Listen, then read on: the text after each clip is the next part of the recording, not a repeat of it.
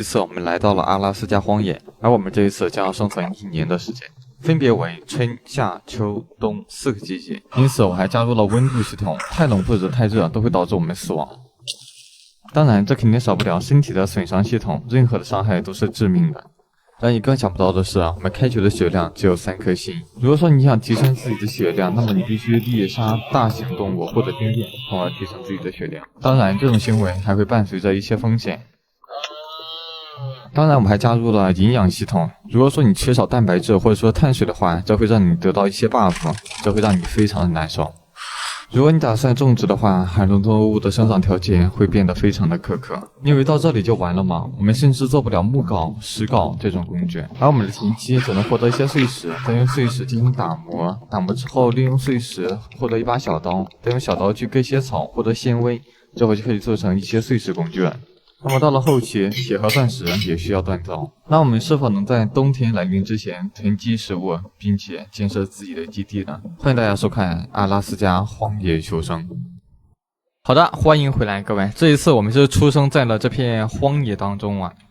然后我们前面的话是有一个瞭望塔，我们就要在这片荒野还有这个瞭望塔这里生存1年啊，不是说100天啊。然后在荒野求生当中唯一缺的话就是水源、食物还有住宿啊。那住宿的话我们是有了，就是这个瞭望塔，可以看一下周围全部都是森林，我们得非常小心一些啊。这个瞭望塔看样子应该也是荒废很久了，到处都是一些缺口，我们要小心一点，毕竟我们的血量并不是很健康。先进来看一下。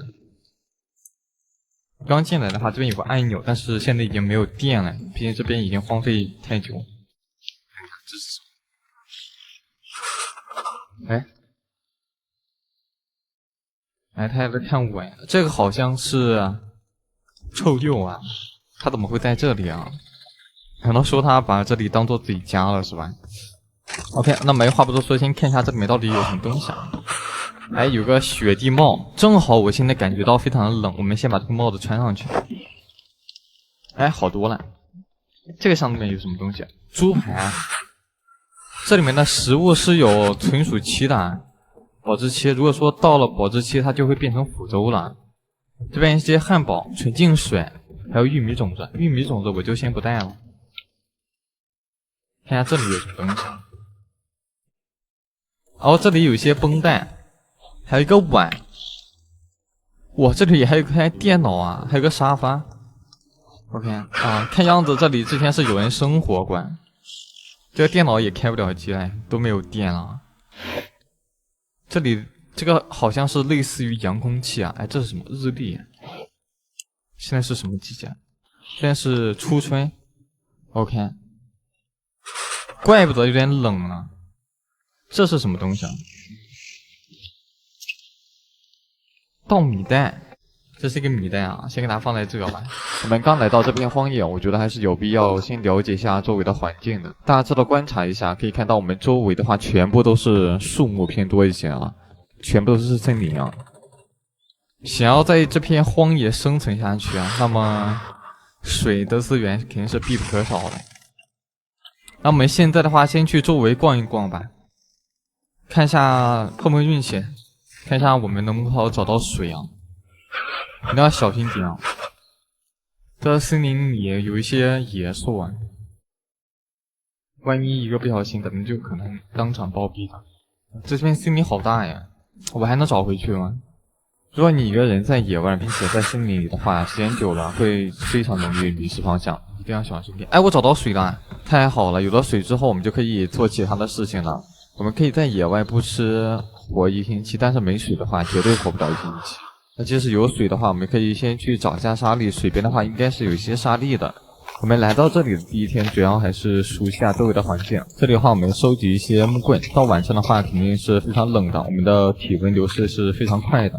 我们身上的话还剩一些猪排，收集一些木棍，到晚上的时候利用木棍去把猪排烤一下，这样的话可以防止我们的体温流失。我们刚来到家里，可以看到这个太阳很快就要落山了。我们现在体温流失的非常快，我们先利用这边的熔炉把我们的猪排烤一下，再把我们的床搬过来，靠近熔炉的话，这样的话会更暖和一些。第二天一早便来到河边，就找到了碎石，这是我们第一天观察地形的好处。我们现在多收集碎石，做一些碎石工具箱。有了一些碎石，我们对着石头邮件，这样的话就可以获得碎石碎片。碎石碎片有了，接下来就是撸树叶，获得一些木棍，做出碎石小刀。小刀割草的话会掉一些纤维。3个纤维可以做成一个纤维绳，一个纤维绳再加上一个木棍，再加上一个小碎石，就可以做成我们的碎石斧。不过这些小碎石对于我们前天来说是不够用的，所以说这边我们继续多收集一些。收集完碎石之后，接下来就该砍树了，那么游戏也就刚刚开始。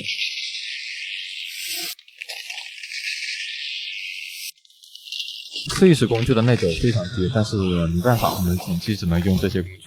等到我们后面有大量铁了，锻铁就可以把我们的工具全部提升一下。哇，这时间过得可真快啊！我觉得还没做些什么，就来到了晚上。众所周知，初春的晚上是非常冷的。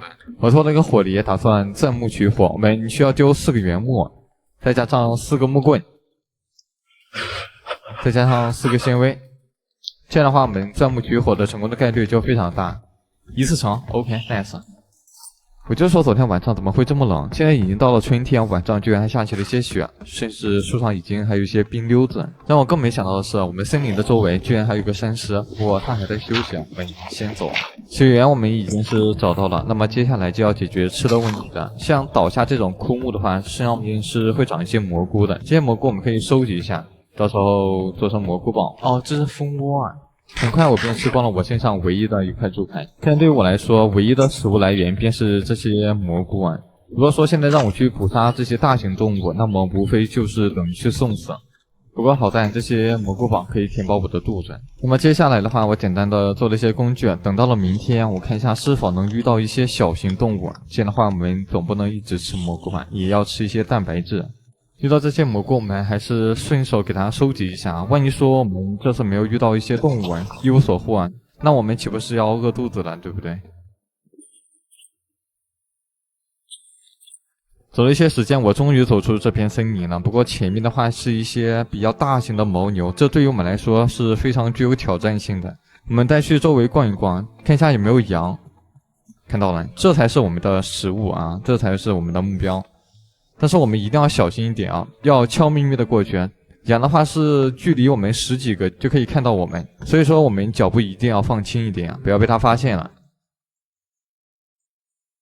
黑色曼巴羊，就你了，今天就吃你啊！但是我们得脚步放轻，悄咪咪的先靠过去，有把握啊。OK， 这个距离刚刚好。OK， 拿下。看到我直接跑完，这是什么？玉米啊！我靠，真是玉米啊！这又是什么？我现在快营养不良了吧？这是，不过好在这片平原里面居然还有一些野菜，这边还有一些野生的番茄，我们可以把这些番茄收一收啊。露天的门也收集一些。哦，胡萝卜啊！一下拿下了吗？好的，拿下了。这只我们就先留着，因为到后面的话，我们看一下能不能把这只羊带回去养一下。而且甚至我还加了一颗心啊。来看一下我们今天的收获怎么样啊？2只羊，3个玉米，14个胡萝卜，15个番茄，然后2个蓝莓。我们这次的收获非常多，足够我吃上几天的时间。而这几天时间，我们可以去做其他的事情。